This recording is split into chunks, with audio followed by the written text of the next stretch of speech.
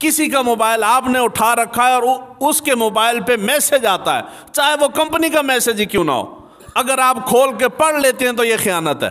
یہ خفیہ بات اس کی اجازت کے بغیر کر رہے ہیں تو یہ گناہ کبیرہ ہے. کیوں کھولا ہے؟ ہو سکتا ہے اس کا پرسنل میں کوئی بھی معاملہ ہو سکتا ہے.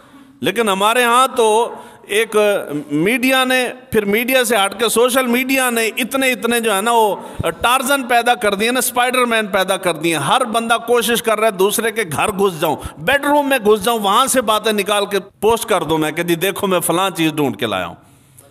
تو یہ ساری چیزیں، یہ صحافت نہیں، یہ گناہ کبیرہ ہے. یہ گھٹیا حرکتیں ہیں. کسی کے ذاتی معاملات کو اٹھا کے میڈیا پہ لانا اور اس کو شیئر کرنا اور اس کو ایک دوسرے کے ساتھ ڈسکس کرنا، یہ گناہ کا کام ہے. چاہے وہ سیاستدان ہی کیوں نہ ہو. سیاستدان کے ساتھ ہزار اختلاف ہے، مگر اس کا مطلب یہ نہیں ہے کہ آپ اس کے بیڈ روم کی چیزیں اٹھا کے میڈیا پہ لے آئیں. اس کی پرسنل زندگی ہے نا جی. ایسے ہی ہے نا جی.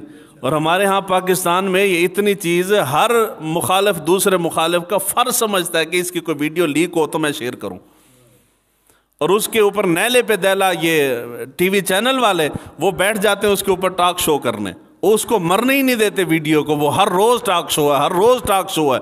اس کی یعنی اتنا ذلیل کر دیتے ہیں بندہ منہ دکھانے لائق نہیں رہتا. یا تو وہ ڈھیٹ ہو جاتا ہے یا وہ بندہ خودکشی، عزت والا ہوگا تو خودکشی کر جائے گا.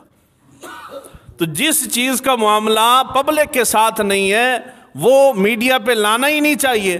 اگر آ بھی جائے، آپ کی نظر سے گزرتا ہے، نہ اس کو شیئر کریں، نہ جو ہے نا اس کو پھیلائیں. اگر ہم پھیلاتے ہیں تو پھر بھی ہم گناہ کے اندر ملوث ہیں. یہ اس کا پرسنل معاملہ ہے.